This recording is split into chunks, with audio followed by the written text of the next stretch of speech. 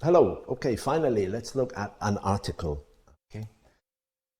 In an article, you have to discuss a topic. The topic you are given, we'll see an example in a moment. You have to summarize, okay, summarize or paraphrase. Lots of viewpoints given. Again, we'll see an example in a moment where a summary is necessary. You have to explain, you have to make suggestions, you have to do all of these things, okay? The structure is a typical structure you've seen before. For many of them, a title, it benefits from a title. Yes, an article needs a title too. It would be very advisable. An introduction, development, idea one, idea two, and then the conclusion. So the structure is very repetitive, really, in many of these pieces of writing. The style is a little bit different. If we think back maybe to an essay, the style of an article is personal, semi-formal, and vivid. So if you remember an essay was much more impersonal, was much more objective. This is personal, so an article differs in that respect. It's more personal, it's semi-formal. It's not so formal as an article. And the language must be vivid, so it's a little bit like a review, okay? Try to use more interesting, as I said, adjectives, collocations, verbs. So the style is a little bit different. Okay, it's not as academic as an essay. Okay, it's not informal, but it's not as academic as an essay. So you have to bear that in mind. Okay. If you look at this example, you'll notice that maybe in the question you have a lot of reading to do. There is a lot of reading to do here. So it's important to get a very good idea, a mental idea, and plan it, organize it, as I said in the main points. It's good to plan for all bits of writing, but maybe especially so in something like this, because you have a lot of writing, okay, and a lot of things to read in the time.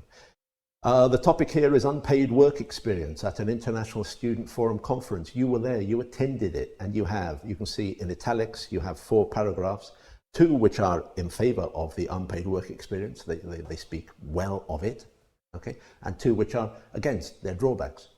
So what you have to do here is read this, underline the important points, okay, so I said 2 in favor, 2 against.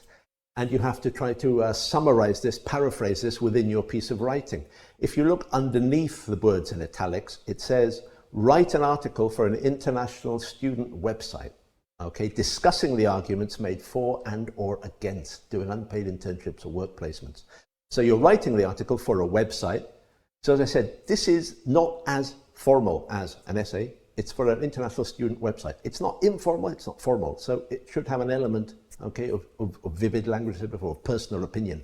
But you've got, again, 3 key points, keywords. Summarize. So you've got to read carefully the 4 paragraphs, get the key arguments from each of those 4 and summarize them using your own words. Summarize them and paraphrase. And then the second point, you explain for you which is the most convincing and why.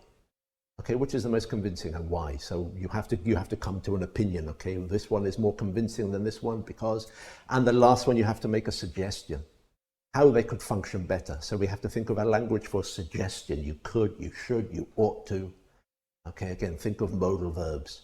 So here, the organization and planning is particularly important when you have a lot of information. Read it, okay, underline the key points, make sure you understand them, and then summarize and paraphrase. Okay, and make sure you answer the three bullet points: summarize, explain, and suggest. Okay, here are some hints. The purpose is to inform and engage. Okay, so it's not only give information, you must make the reader want to continue reading. So it's a little bit of a mix between an essay, which is more formal, and maybe a review, which is less formal. The title should be short and catchy. I said this about review as well. Okay, here you're writing for a student's website. So grab their attention, okay, make them want to continue reading. So again, it's a little bit of a mix. Address the reader personally, ask rhetorical questions, okay? This is not just impersonal, this is not just objective. You have to try to bring the reader in, so rhetorical questions are a good device for this. Use examples, okay, use examples. And then the last point says, make use of personal anecdotes and possibly humor.